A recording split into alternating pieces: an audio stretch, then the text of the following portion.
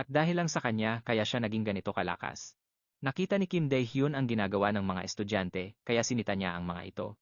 Sinabihan niya silang tumahimik na at pumunta na sa kani-kanilang classroom. Pagkadating ng lahat, nagsalita na si Kim Dae-hyun. Noong nakaupo na ang lahat sa loob ng classroom, formal nang inanunsyo ni Kim Dae-hyun na magsisimula na ang interclass competition. Kinabukasan, sa gymnasium ng paaralan, araw na ng kompetisyon. Maraming estudyante ang nagbubulungan tungkol kay Lee Jun. Malapit lang ang estudyanteng nagpabagsak kay Lee Ki-hong. Gusto ng lahat na malaman kung gaano ba talaga siya kalakas. Nagtataka sila kung paano ang isang D-rank na gaya niya ay biglang nagbago ng ganoon kabilis. Habang nagtatakip ng mukha gamit ang pamaypay, nagtanong ang matandang master. Kaninong disipulo ba itong batang maingay na ito sa paligid niya? Sagot naman ni Lee Jun, siya ang disipulo ng matanda. Dahil lang sa kanya kaya siya naging ganito. Nakita ni Kim Dae-hyun ang ginagawa ng mga estudyante at pinagsabihan sila. Inutusan niya silang tumigil sa kadadaldal at pumasok na sa silid-aralan. Pagkadating ng lahat, nagsalita si Kim Dae-hyun. Noong nakaupo na ang lahat sa loob, inanunsyo ni Kim Dae-hyun na magsisimula na ang kompetisyon sa pagitan ng mga klase. Gagawa siya ng isang simulated battle laban sa isang halimaw para sa mga estudyante sa loob ng kwartong ito. Gaya ng dati, ang kalaban ay randomly generated pero laging kapantay ng level ng mga estudyante. Pinaghanda ni Teacher Kim Tae-hyun ang lahat. Dahil tatawagin niya sila base sa listahan. Parang mga portal sa ibang mundo, ang mga simulation ay napakadelikado rin dahil ang administrator ang nagtatakda ng level ng kalaban at kahit ano ay pwedeng mangyari rito. Kapag turn na ni Lee Jun, isasagad niya ang hirap sa maximum at sasabihing nagkaroon lang ng system error. Ang araw ng kompetisyon ang pinakamagandang pagkakataon para maligpit na ang batang iyon ng tuluyan. Matapos makita ang mukha ng guro, sinabi ng matandang Master kay Lee Jun na nakasulat na sa mukha nito ang mga salitang, papatayin kita. Nagtaka ang master kung paano ang isang tarantadong tulad nito ay naging guro pa. Dahil alam na ang patutunguhan nito, nakangising sinabi ni Lee Jun na hindi niya ito papanoorin lang at tatanggapin ng tahimik. Maya-maya pa, turn na ni Lee Jun at pumasok na siya sa simulation room. Tinanong ni Teacher Kim Tae-hyun kung anong klaseng kalaban ang gusto niya. Sumagot si Lee Jun na wala siyang pakialam dahil kampante siya sa sarili niya. Tinanong ni Kim Tae-hyun kung handa ba siyang lumaban kahit sa isang demon. Demon ang tawag sa mga awakened na naging kriminal. Ang isang halimbawa ng mga taong ito ay ang grupong kriminal na Death Lotus, at iyon ang klaseng kalaban na inaalok ni Kim Tae-hyun sa kanyang disipulo. Malinaw na hindi na nagtatago si Kim Tae-hyun at harap-harapan na siyang binabantaan. Pumayag si Lee Jun na labanan ang demon. Pagkarinig sa pagsang-ayon niya, sinabi ni Kim Tae-hyun na kung bigla siyang makaramdam ng panganib, sabihin lang niya agad. Pagkapindot ng guro sa button, gumana na ang mekanismo at nagsimulang pumili ng mga kondisyon para sa test ni Lee Jun. Isang random na terrain ang lumabas mga nagyayalong burol at high difficulty para sa kanya. Pagkaraan ng ilang segundo, natagpuan ni Lee Jun ang sarili sa gitna ng mga nagyayalong burol. Binati siya ng kanyang guro para swertehin sa test. Dahil dito, nakaramdam si Lee Jun ng kaba kung gaano katindi ang kagustuhan ni Kim Tae-hyun na patayin siya. Ang snow ay talagang nagpapalabo sa paningin niya, kaya mahirap mag-navigate, na nagpapakita na high difficulty level talaga ang terrain na ito. Pero ang mas importante ngayon ay ang system-generated na kalaban.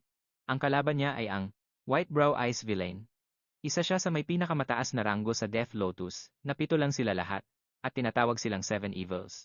Ang White Browed Ice Villain ay isang totoong halimaw at isang matandang baliw na. Ang tanging hilig ay pumatay.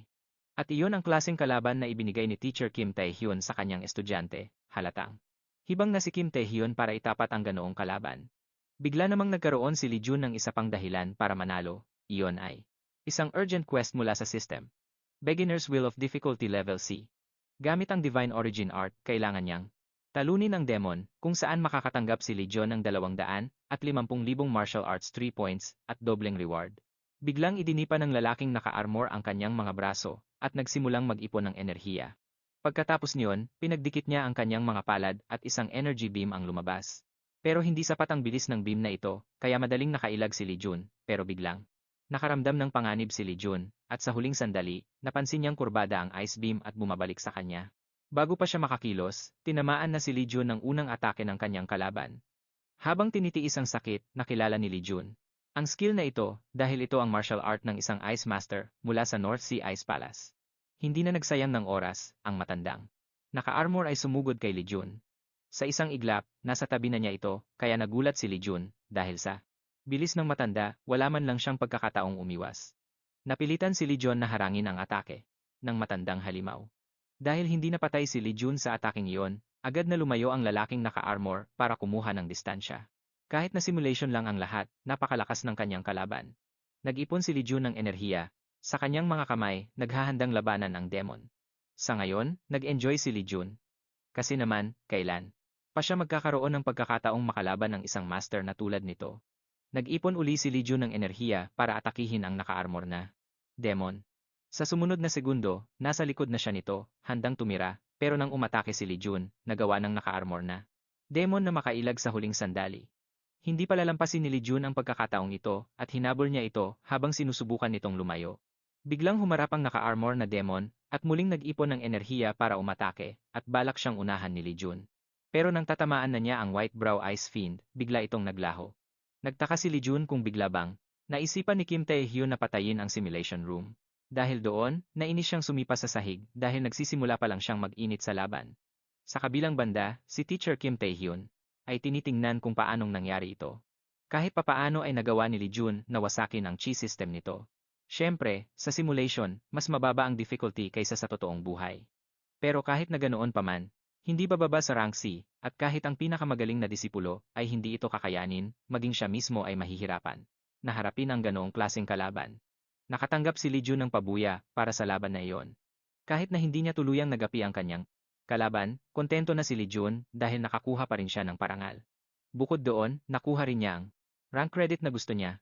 Dahil sa tulong ng Origin Ring, mabilis siyang nag-level up mula sa isang walang kwentang F-rank patungong D-rank. Binugbog pa nga niya si Li Kang. Siguradong dahil dito, mapupukaw na niya ang atensyon ng kanyang mga kamag-anak. Biglang, may tumawag kay Li Jun. Napaisip siya kung sino naman kaya ang biglang mangangailangan sa kanya. Pero paglingon niya, nakita niya ang kanyang mga estudyante na patakbong lumalapit para purihin ang naging performance niya sa kompetisyon. Nagtanong si Li Jun, "Hindi niyo ba nakita kung paano iyon natapos?"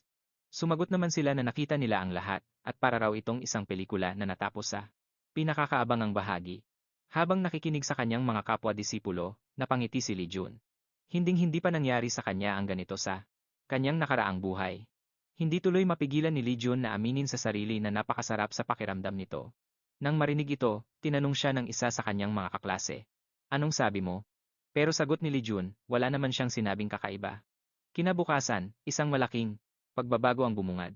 Pagdaan ni Li Jun, yumuyukod at binabati siya ng kanyang mga kapwa-estudyante bilang sunbae. Namangha si Li Jun sa ikinikilos nila. Pinagmamasdan lang ito ng guro ng may pagtataka. Bago pa man makapagtanong si Li Jun kung anong ginagawa nila, sinabi ng isa sa mga disipulo na siya raw si Hosu, isang bagong disipulo. Pagkatapos noon, muling yumukod ang mga disipulo kay Li Jun at hiniling na pamunuan na sila ng kanilang leader. Habang pinapanood sila, halos hindi na mapigilan ng matandang master ang kanyang tawa. Sinusubukan naman ni Li Jun na maintindihan kung bakit bigla siyang binabati ng mga lalaking ito na parang siya ang leader ng isang sindikato at may isa pang bagay na nakapukaw sa kanyang pansin. 17 taong gulang ba talaga ang mga ito? Halatang halata kasi sa mga mukha nila na gusto nilang maging utak ng kanilang organisasyon si Li Jun. Nakaramdam ng pagkailang si Li Jun kaya napahilot na lang siya sa kanyang noo. Pinakiusapan niya ang mga ito na huwag na siyang batiin. Nang ganoon, nagtanong si Hosu kung bakit at kung may nagawa ba silang mali dahil sa takot na baka magpatuloy ito, diretsahang tinanong ni Li Jun kung sino ba siya para tawaging ringleader, lalo pat hindi naman siya isang gangster. Ang 5 disipulo naman ay muling yumukod at sabay-sabay na humingi ng paumanhin kay Li Jun. Napasigaw na lang si Li Jun at inutusan silang itigil ang ganoong pag-uugali sa mismong sandaling ito. Nang sa wakas ay makapasok na siya sa kanyang silid-aralan, napabuntong hininga na lang si Li Jun sa sobrang pagod bago tuluyang nagpaalam sa mga estudyanteng tumatawag sa kanya bilang ringleader. Sinundan siya ng mga lokong ito hanggang sa loob ng classroom at ngayon lang siya tinantanan. Habang hinihimas ang kanyang balbas, sinabi ng master na ganyan talaga ang pasanin ng mga malalakas. Bigla namang may isang estudyanteng mabilis na pumasok sa silid-aralan na gumagawa pa ng ingay. Agad-agad niyang hinamon si Li Jun pero tumanggi ang huli at sinabing pagod siya kaya pinapaalis na lang niya ito. Pero hindi nakinig ang disipulo at sa halip ay binunot ang kanyang espada para atakihin si Li Jun. Sa kasamaang palad. Para sa kanya, hinarang ni Li Jun ang espada gamit lamang ang kanyang mga kamay at winasak pa ito. At bago pa man, ma-realize ng disipulo ang nangyayari, isang malakas na sapak sa ulo ang ibinigay ni Li Jun na agad nagtapos sa laban. Pagkatapos noon, pinayuhan siya ni Li Jun na matutong makinig sa sinasabi ng ibang tao.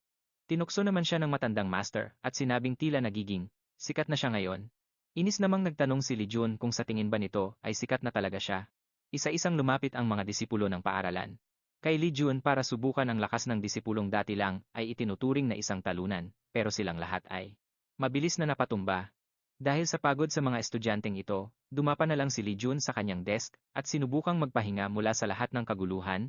Habang nagpapakawala ng isang malalim na buntong hininga, sinabi ni Lee Jun na hindi naman siya kung anong crouching tiger, pero ang lahat ng mga estudyanteng ito ay panay ang sagabal sa kanya at tila wala na itong katapusan. Iminungkahi ng guro na baka gusto lang talagang masubukan ng mga disipulong ito ang kakayahan ni Lee Jun sa aktual na laban. Sumagot naman si Lee Jun na kahit ganoon pa man, alam na naman ng halos lahat sa paaralan ang tungkol sa kanyang lakas. Pumasok si Kim Dae-hoon sa silid-aralan at inutusang tumahimik ang lahat, sabay tanong kung sino ang sumisigaw habang nagaganap ang morning assembly. Isang masamang tingin ang ipinukol ng naiinis na si Kim Dae-hoon kay Lee Jun, pero binaliwala lang niya ito at umiwas ng tingin. Tumayo naman si Kim Dae-hoon sa harap ng klase at sinabihan ang mga estudyante na kailangan na nilang sagutan ang kanilang mga schedule at siya na mismo ang magbibigay ng mga form sa kanila. Simula sa araw na ito, kailangan na nilang pasukan ang mga klase na inilagay nila sa kanilang schedule para sa buong araw. Habang tinitingnan ang papel, nagtanong ang matandang master kung ganito ba talaga sila gumawa ng kanilang schedule sa klase. Sumagot naman si Lee Jun na kailangan nilang pumili ng sariling mga klase para sa leg techniques, weapon techniques, at martial techniques. Nakatuon ang kanilang mga klase sa tatlong bahaging ito, at kahit isa lang ang pag-aralan mo, hindi pa rin sigurado kung magagawa mong maging isang ganap na master. Dahil mas mahirap ang pag-aaral ng higit sa isa, napaisip ang guro kung ano kaya ang isusulat niya, isang bagay na nagpaisip din kay Lee Jun. Makalipas ang ilang sandali, nang matapos na ang lahat sa pagsagot, dinala ni Lee Jun ang kanyang form sa kanilang class head at nagtanong kung dapat na ba niya itong ipasa, na sinagot naman ng huli na maaari na niyang gawin yon. Habang tinatupi niya ang mga form, hindi niya sinasadyang makita ang kay Lee Jun, na talagang ikinagulat niya. Paano ba naman, sinagutan ni Lee Jun ang lahat ng items na nandoon. Maya-maya, sa sports field ng school, napansin ng teacher sa klase ngayong araw na napakaraming pumasok ngayong taon. Pagkatapos nito, napansin niya na sa gitna ng maraming estudyante ay nandoon pala si Lee Jun. Yumuko siya bilang paggalang, pero tumango lang si Lee Jun. Ang teacher niya ay si Cha Kyung-jin, na mas kilala ng lahat sa tawag na Red Lotus Fist. Galing siya sa pamilya ng mga B-rank awakened at sikat sa pagiging patas at may sariling paninindigan. Kahit ang isang itinakwil ng pamilya na gaya ni Lee Jun, nirerespeto niya pa rin tulad ng ibang mga galing sa pamilya ng mga awakened. Napangiti si Lee Jun dahil ang cool niya talaga. Kung si Kim Tahun lang ang nasa pwesto niya, siguradong binaliwala lang nito ang existence niya. Sinabi ni Cha Kyung-jin na ngayong araw, pag-aaralan nila ang 10-step Divine Fist Technique. Ang teknik na ito ay hango sa 100-step Divine Fist Technique. Nakuha ang teknik na ito mula sa Divine Dragon Monastery, na siyang tagapagmana ng Shaolin Monastery. At syempre, kailangan muna nilang magsimula sa basics. Nagsignal si Cha Kyung-jin, at may inilabas na kahon ang assistant niya. Sinabi ni Cha Kyung-jin na ang mga ito ay shackles na may bigat na 20 kilo bawat isa, at kailangan nilang isuot ang mga ito sa kanilang mga kamay. Habang isinusuot ang mga shackle, nagreklamo ang mga estudyante kung kailangan ba talaga nilang gawin ang ganoon. Nabalitaan na nilang mahirap ang subject na to, pero parang sobra naman yata ito. Medyo nahiya naman si Lee Jun dahil hindi niya akalaing magagamit niya pala ang pagsusuot ng 50 kilong shackle sa kanyang mga binti. Nang maisuot na ng lahat ang mga shackle, ipinaliwanag ni Cha Kyung-jin na kailangan nilang tumayo sa horse pose gaya ng pinapakita ng kanyang assistant at iunat ang mga kamay paharap. Pinagbawalan din niya silang gumamit ng chi habang nag-ensayo. Isang estudyante ang naglakas loob na magtanong kung hanggang kailan sila kailangang tumayo ng ganoon. Napangisi si Cha Kyung-jin at nagtanong, "Sa tingin nyo, hanggang kailan nyo kaya?" Siyempre, kailangan nilang manatiling ganoon hanggang sa matapos ang lesson. Lumipas ang 40 minuto at nakatayo pa rin ang mga estudyante. Pero pagkatapos ng isang oras, ang ilang mga estudyante ay hindi na nakatiis at sumuko na rin. Sa ikalawang oras ng klase, lahat ng estudyante ay sumuko na, maliban kay Lee Jun. Nagsimulang magbulungan ang mga estudyante sa paligid. Gaano pa kaya katagal-tatagal si Lee Jun ng ganoon, at bakit parang hindi man lang siya nanghihina? Bukod doon, hindi man lang nanginginig ang mga kamay o binti niya sa pagod. Dahil sa tibay niya, talagang nagulat si Cha Kyung-jin kay Lee Jun. Dahil dito, napatunayan niya na tinalo nito ang batang master na si Lee Ki-hong sa malinis na paraan at hindi sa pandaraya gaya ng iniisip ng iba. Habang papalapit kay Lee Jun, nagpalakpak si Cha Kyung-jin at sinabi, "Tama na yan." Nagtaka si Lee Jun kung bakit tapos na sila, gayong may oras pa bago matapos ang klase. Sumagot si Cha Kyung-jin na sa tingin niya ay hindi na nito kailangang ituloy ang exercise na ito. Sinabi ni Cha Kyung-jin kay Lee Jun na ituturo niya rito ang 10-step Divine Fist Technique. Pagkatapos, inabot niya sa kanya ang manual ng teknik. Sinabi ni Chakyong-jin sa kanya na ang pino at perpektong formula sa textbook na iyon ang mismong teknik, at hindi iyon madaling matutunan. Nagulat naman si Lee Jun kung gaano kadali para sa kanya na makuha ang teknik na ito. Mabilis na binuklat ni Lee Jun ang textbook. Nang makita ito, ipinaliwanag ni Chakyong-jin na ang textbook na ito ay hindi galing sa dungeon. Kaya naman, hindi niya ito pwedeng ituring na martial arts system. Ibig sabihin, kailangan niya itong basahin at pag-aralan na parang isang ordinaryong libro lang. At kailangan niya talagang magsumikap para matutunan ito. Pero bago pa man makapagsalita si Chakyong-jin, itinabi na ni Lee Jun ang libro at tumayo. Pagkatapos, gumawa siya ng ilang napakaswabing galaw gamit ang kanyang mga kamay at ginamit ang 10-step Divine Fist technique. Ang enerhiyang lumabas sa teknik ay dumaan sa gilid at muntik nang tumama kay Chakyong-jin na talagang ikinagulat nito. Nahihiyang sinabi ni Lee Jun na nagkamali siya, at pati ang system ay nagsabing nabigo siyang i-master ang teknik. Napailing na lang ang matandang master, at ipinaliwanag sa kanyang disipulo na ang ganoong teknik ay hindi matututunan sa loob lang ng 1 minuto. Pero hirit ni Lee Jun, magbabasa pa siya ng 1 minuto, at siguradong mamomaster na niya ang teknik. Habang iniisip ni Lee Jun na kailangan niyang kabisaduhin ang buong textbook, inamin ng master na ngayon lang siya nakakita ng talentong tulad ni Lee Jun. Noong una, akala niya ay mahina lang ang batang ito, pero lumalabas na unti-unti nang lumilitaw ang galing nito. Habang nakatago ang ngiti sa likod ng pamaypay, naisip ng master na sabik na siyang makita kung ano ang kaya nitong maabot agad. Ang talento ng isang warrior ay hindi gaya ng sa isang heavenly demon, na kayang sumipsip ng martial arts na parang sponge. At kasabay nito, hindi rin ito katulad ng sa isang heavenly warrior. Kaya paano nangyari na ang isang taong akala mo ay mahina, biglang naging henyo sa loob lang ng isang gabi?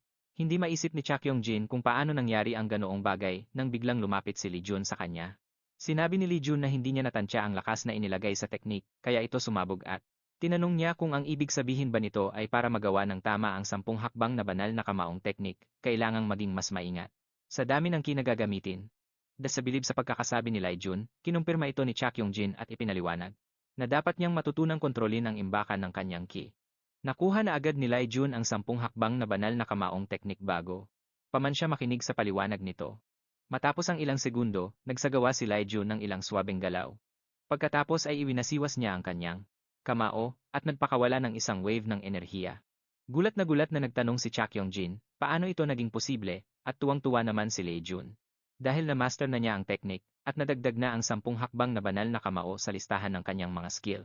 Maya-maya sinubukan siyang i-recruit ng lahat ng mga guro ng sabay-sabay, at nagtatalo-talo pa sila, dahil sumasakit na ang ulo niya sa kanila. Nakiusap si Lee Jun na magsalita na lang sila sa pagtatanong.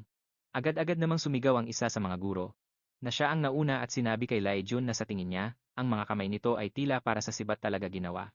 Ang perpektong posisyon ng hawakan at mga natural na galaw na parang agos ng tubig. Isinisigaw ng talento ni Lee Jun na dapat niyang piliin ang sining na ito. Ang banal na sining ng sibat ng pamilyang Jo. Sumingit naman ang isa pang guro at sinabing perpekto si Lee Jun para sa pag-eespada. Dahil sa husay niya, kaya na niyang tapatan ang Dragon Sword. Dapat daw matutunan ni Lee Jun ang mga Iron Blood na teknik mula sa kanyang pamilya, lalo na't nasa kanila rin ang Dragon Sword na yon. Tinulak ng ikatlong guro ang ikalawa at isinigaw na si Lee Jun ay magiging isang mahusay na eksperto sa lason. Mayroon na siyang magagandang tagumpay, kaya naman ang pamilya ng 10,000 anino ng lason ay laging handang tanggapin siya. Sinabi ng guro na naintindihan nila at pinatago sa kanya ang botelyang hawak niya. Pagkatapos nito, nagpatuloy ang pagtatalo ng mga guro kung sino ang makakakuha kay Lee Jun. Sinamantala ni Lee Jun ang pagkakataon at mabilis na tumakas. Pagkalabas niya, pagod na humiga si Lee Jun sa damuhan. Kanina lang, wala siyang balak na sumali sa ibang pamilya. Pero bakit ba nila siya pinagkakaguluhan?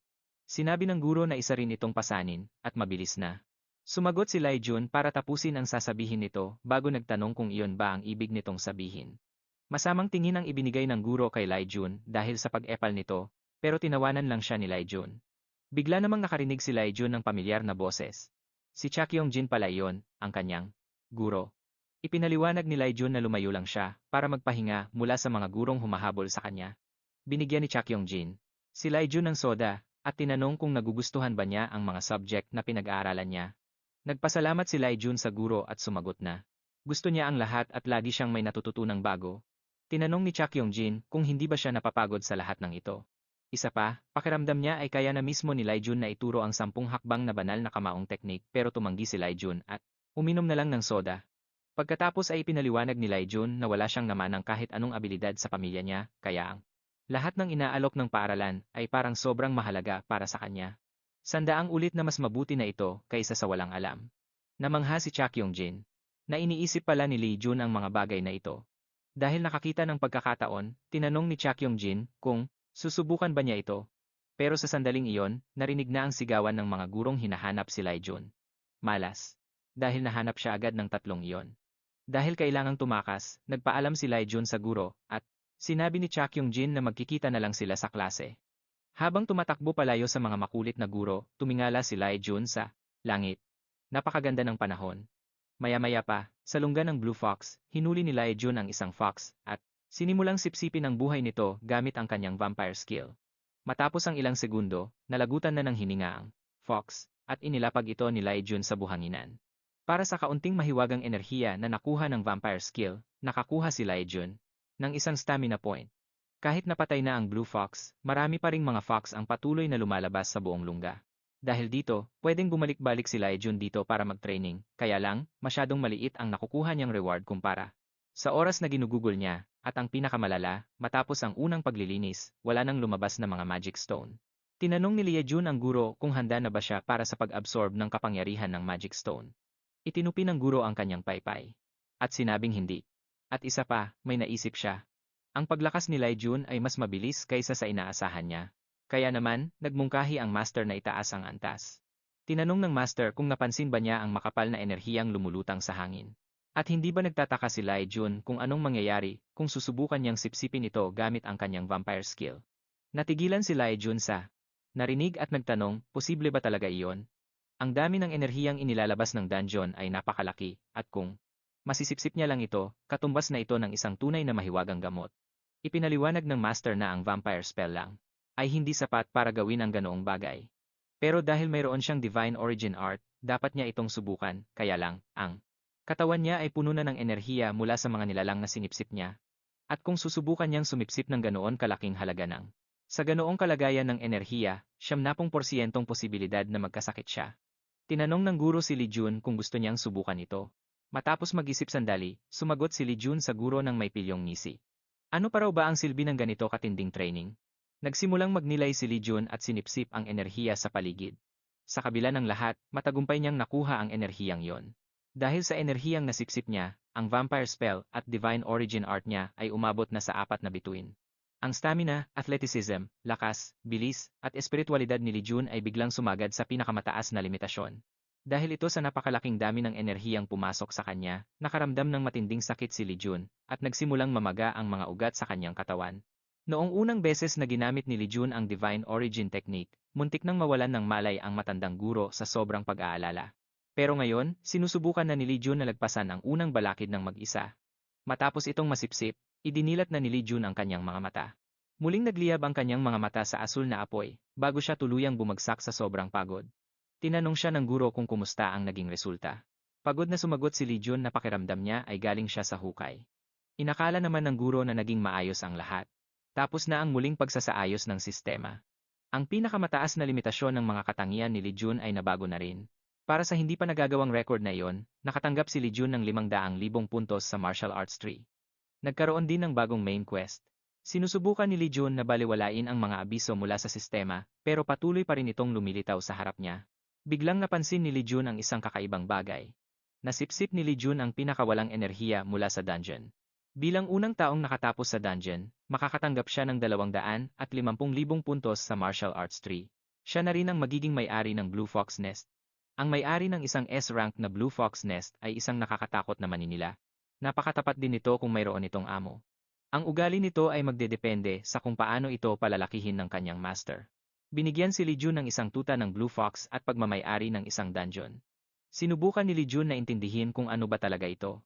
Habang tinitingnan ang mga bintana ng sistema, nakakakita si Lee Jun ng mga bagay na hindi pa niya narinig kailanman sa balita o sa paaralan. Kaya naman halos hindi siya makapaniwala na bigla na lang siyang naging master ng isang dungeon. Bigla namang may narinig na inggit si Lee Jun. Tinanong ni Lee Jun ang guro kung siya ba ang naglabas ng tunog na iyon, pero bulyaw ng master sa hangal, sino ba siya sa akala niya? Inutusan niya itong lumingon. Nagtaka si Lee Jun kung anong nangyayari kaya lumingon siya para tingnan ito. Doon ay nakita niya agad ang maliit na tuta ng Blue Fox at Nappa, ang cute, na lang siya. Ngayon ay naintindihan na ni Lijun ang lahat. Napangisi ang guro habang nakatingin sa cute na hayop at sinabing ang sorong ito ay maglalabas ng napakaraming enerhiya. Kapag lumaki na ito, magkakaroon ito ng hanggang 10 buntot. Matapos marinig ito, biglang kinabahan si Lijun. Napaisip siya kung ano kaya ang magiging hitsura ng sorong ito balang araw. Tinanong siya ng kanyang guro kung anong ipapangalan niya rito. Nag-isip sandali si Lijun, at pagkaraan ng ilang sandali, iminungkahi niya ang pangalang Shinuska. Nawalan ng mamasabi ang guro sa piniling pangalan ng kanyang estudyante. Tinanong niya kung iyon na ba talaga ang pinakamagandang naisip nito. Sumagot si Lijun na napaka-cute nito at sinabi sa Soro na siya na si Shinuska, pagkatapos noon ay masaya na siyang nakipaglaro rito. Nakipaglaro si Lijun sa Soro habang nanonood ang guro. Dahil hindi na makatiis, pumayag na rin ang guro sa pangalang iyon. Tinanong ni Lijun si Shinuska kung gusto nito ang pangalan at sinimulang ikiskis ang kanyang mukha rito habang nakikipagkaibigan. Matapos ang reaksyon ng guro sa pangalang pinili niya, hinaplos-haplos niya ito. Hindi nakatiis si Shinuska at napainggit. Maya-maya pa, si Tagapangulong Hanming ay nagpupunas ng mga dahon ng halaman sa kanyang opisina nang biglang pumasok ang kanyang sekretarya. Sumigaw ito na may nangyaring insidente. Bigla raw nalinis ang dungeon na Blue Fox Nest mula sa portal ng paaralan. Pagdating doon, namangha si Hanming sa kanyang nakita. Dahil ang tatak ng 5 elemento ay tuluyan ng nawasak. Ang tatak ng 5 elemento ay isang napakabisang bitag, at ipinagmamalaki ng pamilyang G ang kanilang kakayahan na gawin ito. Dahil ito ay isang tatak na hindi kayang sirain ng anumang pisikal na puwersa, gustong suriin ni Hanming ang mga bagay-bagay ng personal. Binuksan ni Hanming ang pinto, at agad na lumitaw ang isang abiso mula sa sistema sa harap niya. Ang pasukan sa dungeon ng Blue Fox Nest ay para lamang sa may-ari nito, at walang ibang taong pinapayagang pumasok. Pilit na iniisip ni Hanming kung paanong nangyari ang ganoong bagay at kung sino ang nakakuha sa dungeon na ito. Lumingon ang tagapangulo kay Sekretarya Nam at inutusan itong alamin kung sino ang nakatapos sa dungeon na ito. Kagabi sa dormitoryo, tinititigang maigi ni Lijun ang isang bahagi ng silid. Tinanong niya ang guro kung sapat na ba iyon. Sumagot ito na sa tingin niya ay hindi, kaya naman nadismaya si Lijun. Gustong malaman ni Lijun kung bakit. Dahil kung dito titira si Shinuska, mas madalas silang magkakasama. Ipinaliwanag ng guro sa kanyang estudyante na magiging halatang halata sa kahit na sino na si Lijun ay hindi pa kailanman. Ngayon lang siya magkakaroon ng alaga kaya alam niyang sabik na sabik ang mga hayop na lumabas.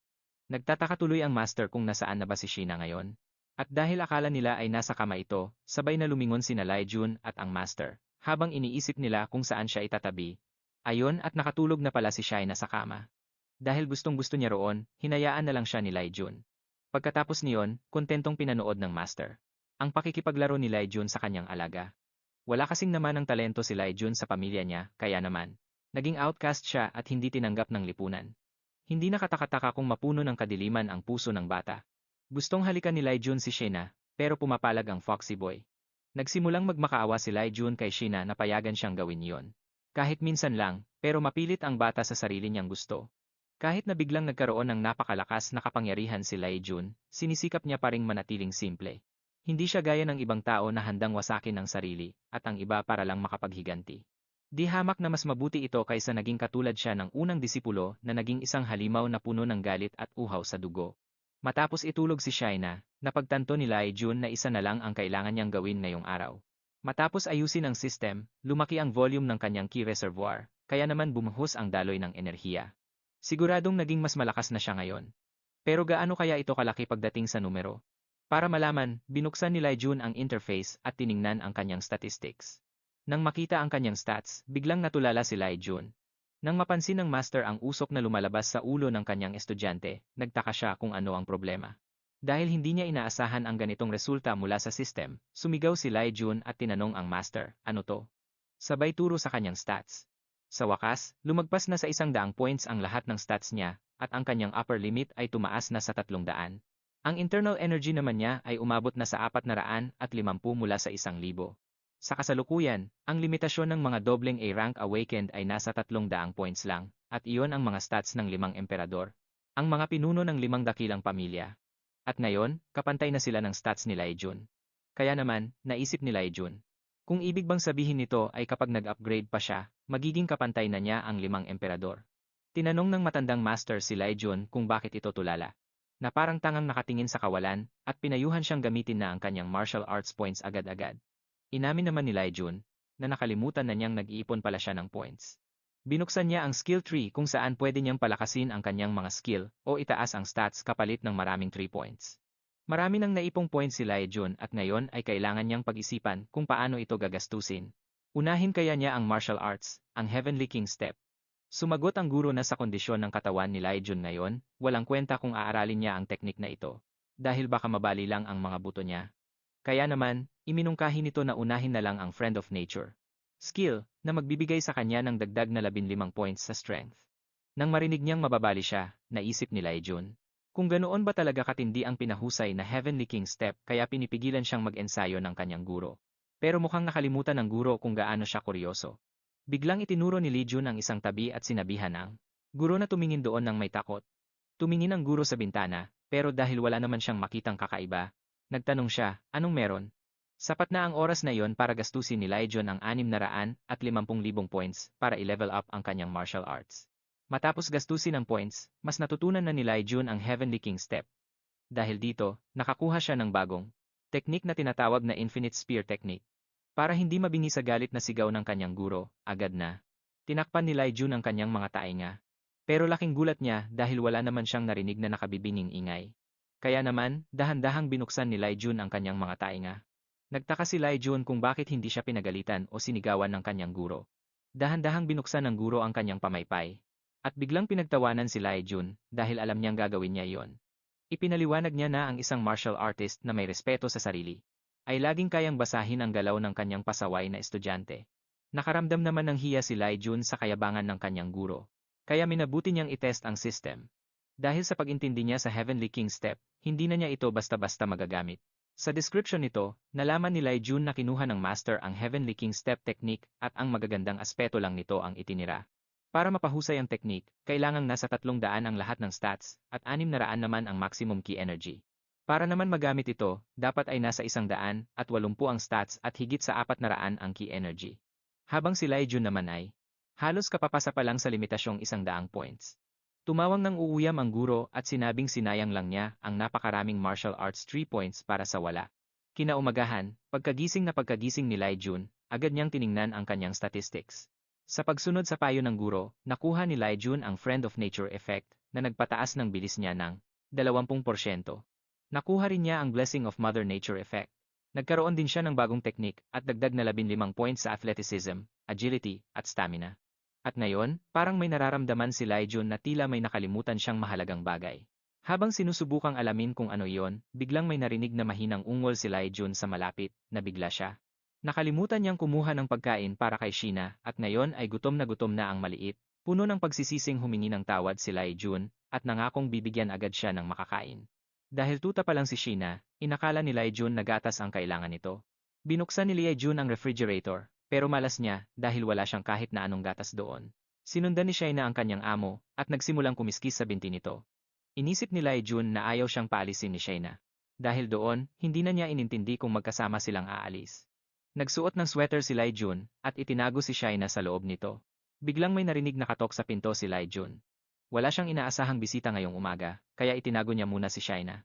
Nagtanong siya kung sino ang dumating. Ang babae sa tapat ng pinto ay nagpakilala bilang secretary ng chairman. Nagtanong ito kung dito ba nakatira si Legion. Binuksan ni Legion ang pinto at kinumpirmang siya ngayon. Iniulat ni Secretary Nam na pinapatawag siya ng chairman sa opisina nito. Nabigla si Legion sa balitang ito. Isang bagay lang ang ibig sabihin nito. Nagtanong si Legion sa kanyang guro at sa tingin nito ay tungkol ito sa dungeon. Dahil nalinis na nila iyon, wala nang dahilan para makipagkita pa si Legion sa kanya ngayon, humingi ng paumanhin si Legion. Sinabi niyang hindi siya makakapunta dahil may napakahalaga siyang inaasikaso. Isasara na sana niya ang pinto, pero pinigilan ito ni Secretary Nam at nakiusap na sumama na siya dahil saglit lang naman daw ito. Tinitigan ng matalim ni Legion si Secretary Nam ng ilang sandali. Pumayag din siyang pumunta sa opisina, kaya natuwa ang secretary. Ang tanging kondisyon niya ay kailangang pabilhin siya ni Secretary Nam ng gatas. Dumating sila sa opisina ni Chairman Han Mingson. Kahit anong tingin ni Han Mingson, mukhang normal na tao lang si Legion. Talaga bang nalinis niya ang pugad ng mga Blue Fox? Kasi naman, kahit anong anggulo, ang lalaking ito ay hindi hihigit sa D-rank, kaya paano naging posible ang ganoong bagay? Sinabihan ng matandang guro si Legion na ang lalaki sa harap nila ay sinusubukang kilatisin ang kanyang kakayahan. Nang hindi nawawala ang pagiging kalmado, sinabi ni Legion sa sarili na hindi na siya magpapaloko sa pagkakataong ito. Ang kanyang sorcerer ring ang nagpoprotekta sa kanyang tunay na lakas mula sa mapanuring mga mata. Tinanong ni Lai Jun ang chairman kung bakit siya ipinatawag. Sumagot ang chairman na pinatawag niya si Lee Jun dahil hinala niyang baka nagkakaproblema ito dahil kay Lee Ki-hong. Pagkatapos noon, nagtanong ang chairman kung kumusta na ang kanyang ama, ang Emperor's Fist. Napagtanto ni Han Mingsun na wala rin palang saysay ang pagtatanong niya. Sumagot si Lai Jun na itinakwil na siya ng pamilya niya. Wala siyang ideya kung anong nangyayari sa kanyang ama. Tumikhim si Han Mingsun bago humingi ng paumanhin sa kanyang tanong. Inamin niyang mali ang magtanong tungkol doon. Dahil napakakalmado ni Lai Jun, tiniyak niyang maayos lang ito at pinayagan na siyang umalis. Nagpaalam si Lai Jun at lumabas na. Pagkaalis niya sa opisina, tinanong ni Secretary Nam ang chairman kung anong tingin niya. Nag-aalinlangang sumagot ang chairman na hindi niya alam. Ipinaliwanag niyang hindi niya makita kung ano ba talaga ang tunay na kakayahan ni Lai Jun. Inamin ni Chairman Han Mingsun na nalilito siya sa sitwasyon. Ngayon lang ito nangyari sa kanya. Ganoon pa man, dapat na nilang tawagan si Gu sa lalong madaling panahon. Pagbalik sa kanyang kwarto, nakangiting binati ni Lai Jun si Shaina, at sinabing bumalik na sa wakas ang kuya niya. Habang si Sheena naman ay kontentong dinidilaan ang natitirang gatas sa kanyang mangkok. Napaisip si Lai Jun kung ganoon ba talaga siya kagutom, at nagdagdag pa ng gatas. Sumagot si Sheena ng isang masayang tahol. Nag-alert ang system kay Lai Jun na tumaas ng 5 ang affection ni Shaina, at sa wakas ay nabusog na rin siya. Ayon sa system, umabot na sa 1% ang growth progress ni Shaina, at ang affection niya ay nasa 25 na. Ang stats ni Shaina ay kasalukuyang nasa F rank. Nakasulat din sa stats na busog na ang maliit. Sa tingin ni Sheena ay napakasarap ng gatas. Hindi pinansin ni Lai Jun ang mga text na lumalabas at inilapit ang fox sa mangkok. Naisip niya na kaya napakababa pa ng katangian ni Shaina, ay dahil kapapanganak pa lang nito. Pagkatapos noon, naitanong ni Lai Jun sa sarili kung saan niya ilalagay si Shaina kapag lumaki na ito. Ipinaalala sa kanya ng kanyang guro ang problema. Napilitang sumang-ayon si Lai Jun. Ang totoo niyan, nagsisimula ng maghinala si Han Mingsun sa mga kinikilos niya. Kailangan niyang maging mas maingat at magmatsyag kay Baekson, ang tagakalap ng impormasyon ng pamilya G. Sa tulong nito, kontrolado ng pamilya G ang maraming dungeon at artifact. Nag-aalala si Lai Jun sa posibleng pagmamanman sa kanya. Babantayan siya ng 24 oras, kaya kailangan niyang makaisip ng plano bilang panimula. Dapat niyang gamitin ang kanyang karapatang ariin ang pugad ng mga Blue Fox. Medyo nagulat ang kanyang guro sa naisip niyang ito. Idinagdag ng guro na matagal na rin niya itong pinag-iisipan. Matapos ihanda ang sarili, nagsimula ng maglakad si Lai Jun. Pumunta siya sa likod ng school kung saan siya laging nag-ensayo. Pagkatapos nun, ginamit niya ang system para kumonekta sa Blue Fox Nest. Pagpasok niya sa portal, nakita uli ni Lai Jun ang oasis sa disyerto, para masigurong talagang nakasali na siya sa Blue Fox Nest. Ibig sabihin, may matutuluyan na siya para kay Blue Fox kapag lumaki na ito. Gumawa ng sariling taguan si Lai Jun, kaya ngayon, maiiwasan na niya ang pagmamanman ni Bison. Sunod, nagpa siya si Lai Jun na itakda ang kanyang destinasyon, ang Daisy Mount. Matapos masayang ang isa sa dalawa niyang natitirang pagkakataon, gumawa ulit si Lai Jun ng isa pang portal, na pwede niyang isara kahit kailan. Pagtalon niya sa portal, agad siyang nakabalik sa kwarto niya, dahil sa pagiging bihasa niya sa dungeon, naresolba na ni Lai Jun ang isa sa mga problema niya. Pero ang susunod na plano niya ay ang palakasin pa ang sarili niyang kakayahan. Makalipas ang ilang araw, puro ensayo lang ang ginawa ni Lai Jun sa loob ng dungeon, pero sa kasamaang palad, hindi pa rin niya naitaas ang kanyang skill level. Wala rin siyang natatanggap na kahit anong bagong quest. Siyempre, na-realize ni Lai Jun na matapos malinis ang lungga ng Blue Fox, kailangan na niyang maghanap ng bagong dungeon na mas mataas ang level, at ang mas mahalaga, may naisip na siyang ganong klaseng dungeon. Ito ang Koryo Dungeon, isang green zone dungeon kung nasaan matatagpuan ang Firestone Artifact. Mula sa alaala ng nakaraan niyang buhay, natatandaan ni Lee Jun na ang dungeon na ito ay nadiskubre ng isang monster tamer. Nakakahanap lang sa bato. Pagkatapos nun, basta-basta na lang niyang pinakain ang Firestone sa isa sa mga monster niya. At agad, matapos nun, ang dati mahinang white class monster ay biglang naging isang blue class monster. Medyo nakakapanghinayang naman kung kukunin lang ang Firestone para ipakain kay Shena.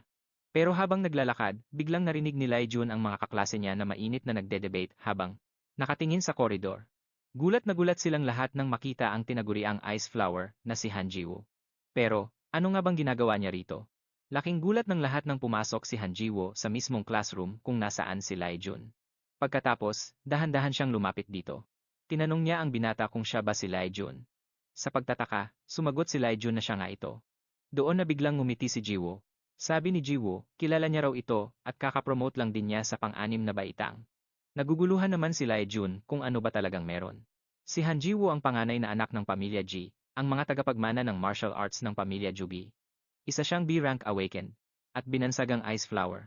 Sa totoo lang, dapat sa unang elite class siya na-promote. Pero, bakit kaya? Siya napunta rito sa pang-anim na baitang, kasama ang mga talunang A at D rank, mukhang malinaw na nagbago na ang daloy ng hinaharap. Pero sa kabila nun, wala namang naging problema. Inabot ni Han Ji-woo ang kamay niya kay Lai Jun para makipagkaibigan, pero tinabig lang siya ng binata. At sinabing wag na wag itong lalapit sa kanya dahil wala siyang balak makipagkaibigan kahit kanino. Pagkatapos nun, nakita ni Lai Jun ang naging reaksyon ng dalaga, kaya medyo nakaramdam siya ng pagkailang. Ngayon lang napahiya ng ganun si Han Ji-woo, at konti na lang ay masasapak na niya si Lai Jun. Napahawak na lang sa mukha si Lai Jun at sinabi sa sarili na talagang hindi niya pwedeng maging kaibigan ng babaeng to.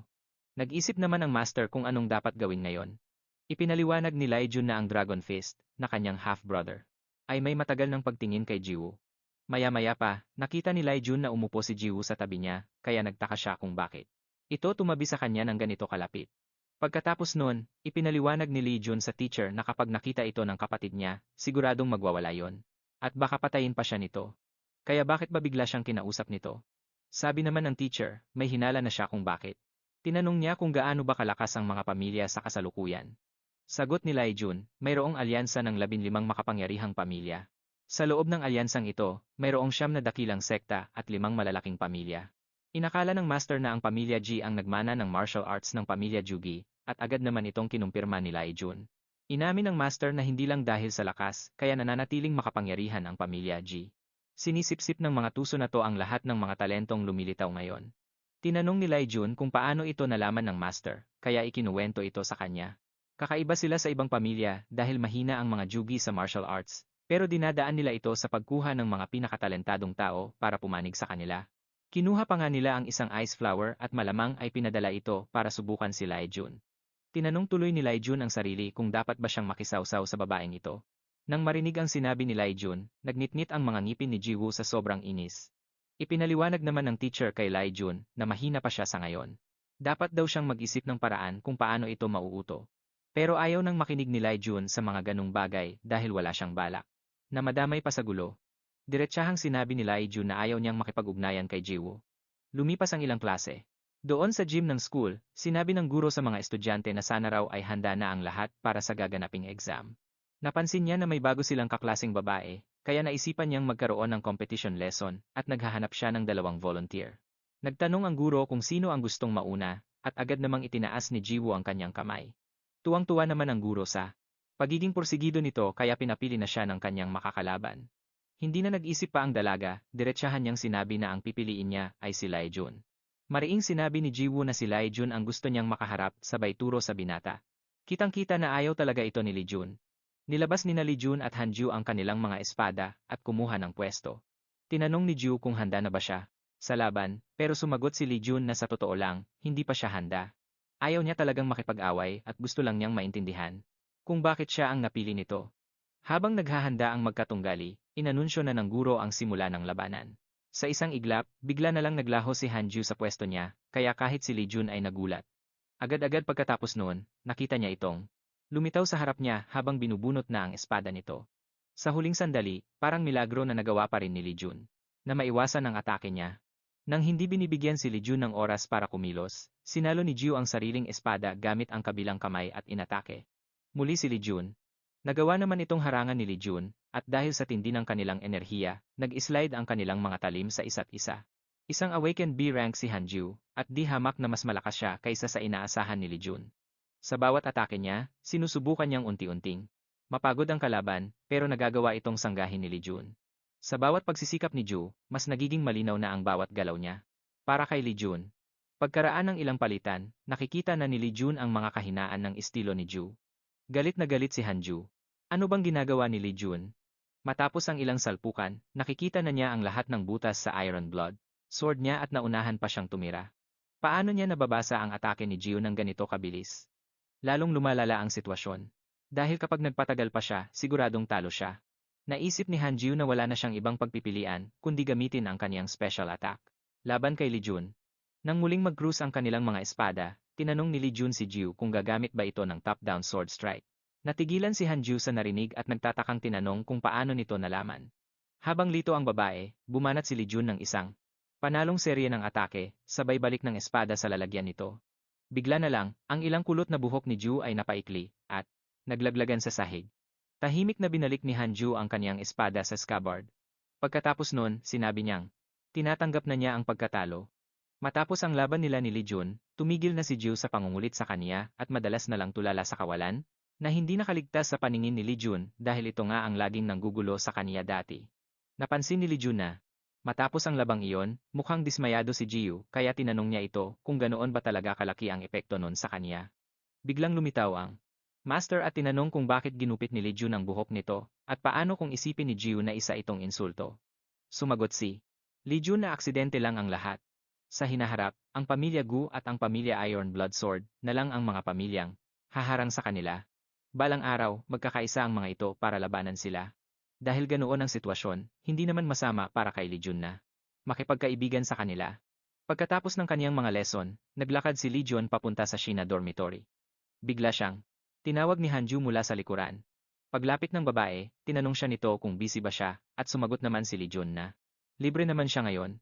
Inaya ni Hanju si Lee Jun na mag-dinner at nahihiyang pumayag naman ang lalaki.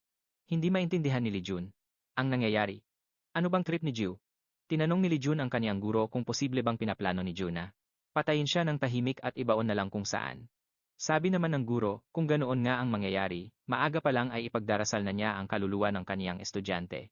Para sa dinner, pumunta sila sa isang pizza place. Kumuha si Jiu ng isang slice ng pizza at kinagat ito para ipakita kung gaano ito kasarap. Habang nanonood, hindi mapigilan ni Lee Jun na mapaisip kung gaano kalakas kumain si Jiu. Napaisip pa nga si Lee Jun kung masarap ba talaga ang pizza na iyon. Medyo takot pa siyang subukan ito. Napansin ni Jiu na hindi pa rin ginagalaw ang pizza, kaya tinanong siya ni Jiu kung bakit hindi siya kumakain. Nag-isip ng isasagot si Lee Jun, pero sa huli, napagpasyahan niyang diretsahang sabihin na hindi niya alam kung bakit sila nandoon. Matapos kumuha ng isa pang slice, sabi ni Jiu na masyado lang siyang mapili sa salita. Tinanong ni Lee Jun kung anong ibig niyang sabihin. Sagot naman ni Ju, nilibre na nga siya ng babae ng pinakamasarap na pizza pero nagmamaktol pa siya na parang ewan. Natigilan si Lee Jun sa narinig niya. Pagkakain, nagpunas ng bibig si Ju at sinabing, oras na para pag-usapan ang pakay niya. Tinanong ni Jiu kung paano siya nagawang talunin ni Lee Jun. Sumagot naman ang lalaki na nakita niya ang mga kahinaan nito na ikinagulat ni Hanju. Sabi ni Lee Jun, maganda ang espada niya pero mukhang hindi siya komportable at hindi pa siya sanay dito. Kaya naman, nakakita siya ng ilang blind spot habang umaatake ito at doon siya bumira. Sa gulat sa kaniyang narinig, tinanong ni Ju kung ibig bang sabihin nun ay naintindihan niya ang lahat sa maikling oras lang ng laban nila. Sumagot si Lee Jun na hindi rin niya alam at kusa na lang itong nangyari. Sabi ni Lee Jun na nasagot na niya ang mga tanong nito. Sabay hirit na sana ay hindi ito nagalit sa pagkakagupit ng buhok, pero laking gulat niya nang itanong ni Jiu kung bakit naman siya magagalit. Sa katunayan, masaya pa nga siyang bago na ang gupit niya. Tutal, gusto naman talaga niya ng maikling buhok. Kinagabihan. Nang araw ding iyon sa mansyon ng mga Lili, may isang lamparang nabasag at isang galit na sigaw ang narinig, habang nakahiga sa sariling dugo at may hawak na bubog, sumigaw si Lee Hong na lulumpuhin niya si Lee Jun. Dahil sa takot para sa kaniyang amo, pinakiusapan siya ng katulong na huminahon at hayaang gamutin ang mga sugat niya sa balat. Nanliit ang mga mata ni Lai Ki-hong at tinanong kung ano ang ibig sabihin ng lalaki. Pagkatapos, hiniwa niya ang mukha ng utusan at tinanong kung ang taong humuwi sa sarili niya ay iniisip na isa siyang kaawa-awang mahina. Sa bagay, maliit na hiwa lang naman ito mula sa bubog. Pero naglakas loob pa itong sabihan siyang kumalma. Galit na galit si Lai Ki-hong dahil ang kanyang kitang ay winasak ng kamay ng halimaw na iyon. Inilapit ni Lai Ki-hong ang piraso ng bubog sa kanyang tagiliran, balak patayin ang utusan, pero bago pa man siya makasugod sa tindi ng galit, ay pinigilan ang kamay ni Lai Ki-hong ng kanyang ama. Inutusan ng kanyang ama si Lai Ki-hong na kumalma at bigla na lang siyang napayakap. Sa mga bisig ng kanyang ama at nagsimulang humagulgol, sinabihan siya ng kanyang ama na huwag matakot at habang pinipigan ng bahagya ang kanyang kamay, nangako itong pagagalingin niya ang kanyang kitang. Sa katunayan, nakahanap na siya ng paraan kung paano ito gagawin. Tinanong ni Lai Ki-hong kung totoo ba ito at sinabi ng kanyang ama na kukuha siya ng isang artipakto na kung tawagin ay Firestone na nagtataglay ng matinding lakas ng apoy. Kapag kinain ito ni Lai Ki-hong, gagaling siya agad-agad. Biglang nagdilim ang mukha ng kanyang ama sa galit dahil lang sa walang kwentang batang si Lai Jun. Dahil paano niya nagawang gawin iyon, sumumpa ang kanyang ama na pagsisihan nito ang pananakit sa kanyang anak. Maya-maya habang naglalakad sa paaralan, lumiko si Laijan para pumunta sa banyo. Agad itong iniulat ng isa sa mga bison at inutusang patuloy na bantayan si June. Lumipas ang 40 minuto at napilitan ang bison na iulat na ang target ay nasa banyo pa rin. Ang lalaki sa kabilang linya ng earpiece ay nagtaka kung nakatakas na ba si Laijun. Nang hindi na naghihintay ng utos mula sa taas, tumakbo ang bison sa banyo dahil talagang nakakahinala na ito. Ipinaalala sa kanya ng lalaki sa earpiece na hindi pwedeng magpakita ang mga bison kapag sumusunod sa isang tao. Pero hawak na ng bison ang doorknob. Bigla namang binuksan ni Laijun ang pinto ng cubicle at aksidenteng natamaan ang bison gamit ang pinto. Dahil sa sakit, napaluhod ang bison at tinakpan ang kanyang mukha. Humingi ng paumanhin si Laijun at inamin na hindi niya namalayan na may tao pala sa likod ng pinto. Tinanong ni Laijun kung masama ba ang pagkakapasa nito? Na sinagot naman ng lalaki na ayos lang siya. Dahil ayos lang ang lalaki, humingi ulit ng paumanhin si Laijun at tumakbo na papunta sa klase. Pinayuhan din niya ang lalaki na mag-ingat sa susunod. Pagkaalis ni Laijun, tinanong ang bison kung dapat ba siyang nag-alala ng ganoon.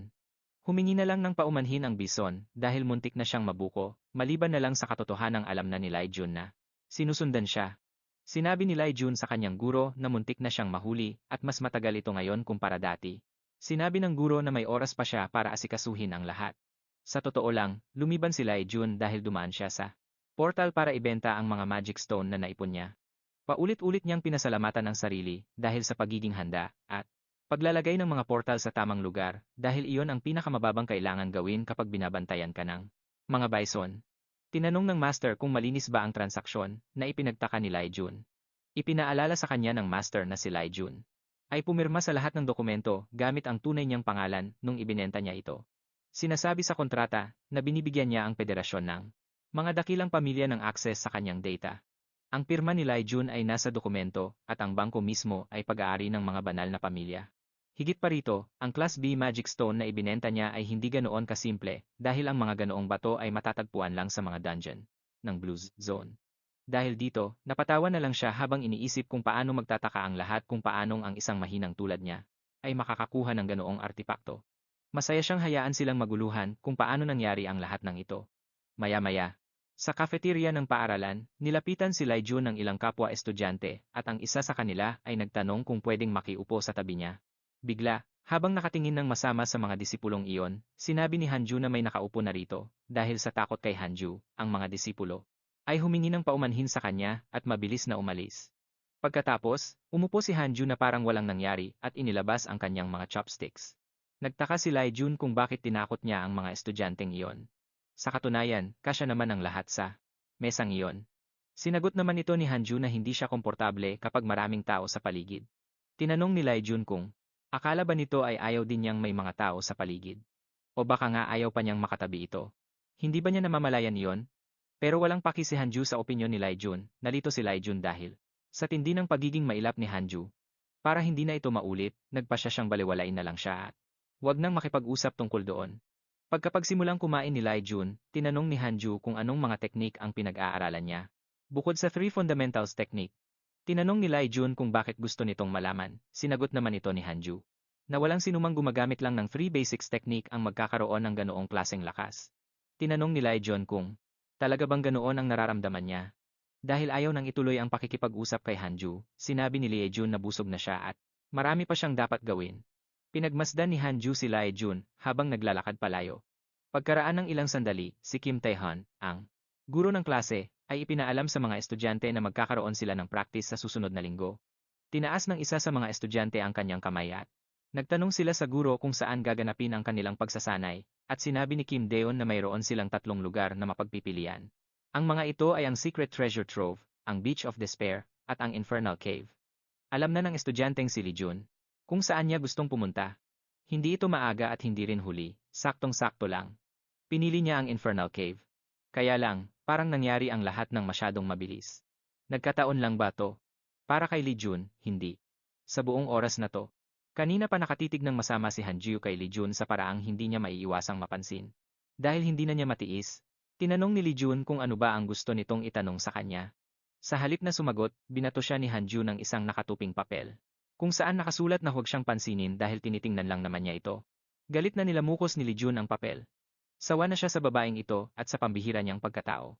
Pag-uwi niya ng bahay, nahiga si Lee Jun sa kanyang kama. Sinubukan niyang intindihin kung bakit ba siya sinusundan ng lahat ng mga kakaibang taong ito.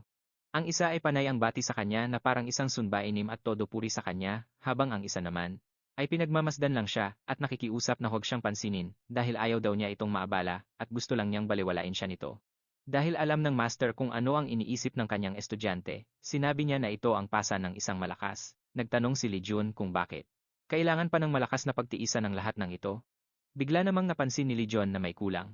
Sinabi ni Lee Jun sa guro na nawawala si Shaina, at palagi naman siya nitong sinasalubong tuwing uuwi siya.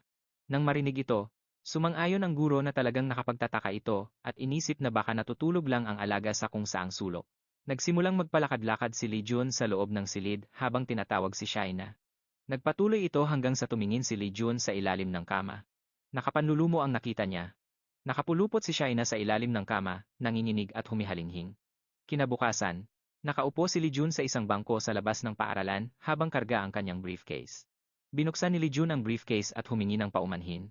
Sabi niya, pasensya na dahil hindi niya ito naibukas agad, pero ngayon ay maaari nang lumabas si Shaina at tumingin-tingin sa paligid.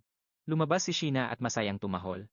Kagabi, inilabas ni Lee Jun si Sheena at inilagay sa kama para suriin ang interface nito. Mukhang maayos naman ang lahat at walang gaanong nagbago, pero ang mahiwagang enerhiya ni Sheena ay halos nasa zero na. May sakit si Sheena dahil sa kakulangan ng magical energy. Pinakiusapan ni Lee Jun si Sheena na huwag matakot at nangakong aayusin ang lahat. Pero bago pa magawa ni Lee Jun ang kanyang plano, nagtanong ang guro kung ano ang balak niyang gagawin. Ipinaliwanag ni Lee Jun na bibigyan niya ng enerhiya si Sheena, pero agad siyang pinagbawalan ng kanyang guro. Kung biglang tanggihan ni Sheena ang enerhiya ni Lee Jun, mas lalong sasama ang pakiramdam nito. Dahil nag-aalala kay Sheena, nagtanong si Lee Jun kung ano ang dapat niyang gawin sa ganoong sitwasyon. Ipinaliwanag ng guro na hindi naman ito mahinang hayop. Siguradong kakayanin nitong maghintay hanggang sa araw ng pagsasanay, dapat lang isama ni Lee Jun si Shaina sa kanya. Hinaplos ni Lee Jun ang nilalang na si Shaina at sumang-ayon na maging mapagtiis. Sa ngayon, kontento na si Lee Jun na ang guro. Ay nagawang bigyan ng maayos ng kaunting magical energy si Shaina para hindi na ito masyadong nanghihina. Ngayon, sinabi ni Lee Jun kay Shaina na mapapagaling na nila ito kapag nakarating na sila sa gate. Bigla namang may narinig na boses si Lee Jun kaya itinago niya si Sheena. Ginulat ni Hanjiu si Lee Jun sa biglaang pagpapakita nito. Tinanong ni Lee Jun kung ano ang ginagawa niya rito at kung bakit hindi pa siya sumasakay sa bus. Sumagot si Hanjiu na sasakay lang siya kapag nakita na niyang sumakay ang binata. Dahil alam niyang hindi siya iiwanan nito, napilitan si Lee Jun na pumayag. Habang sumasakay si Lee Jun sa bus, biglang may lumingon sa kanya ng matalim. Tinanong ni Lee Jun ang lalaki kung sino siya, at naalala naman ng bata na hindi pa pala siya nagpapakilala.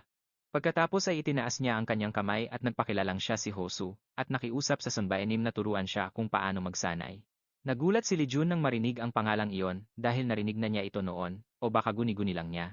Nakiusap si Lee Jun kay Hosu na huwag na siyang batiin ng ganoon ulit.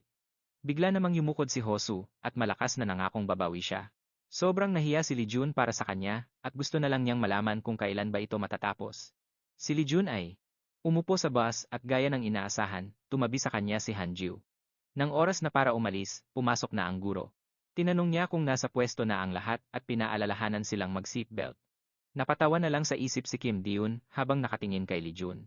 Tuwang-tuwa siya kay Lee Jun dahil pinili nito ang Infernal Cave dahil mas mapapadali nito ang kanyang gagawin.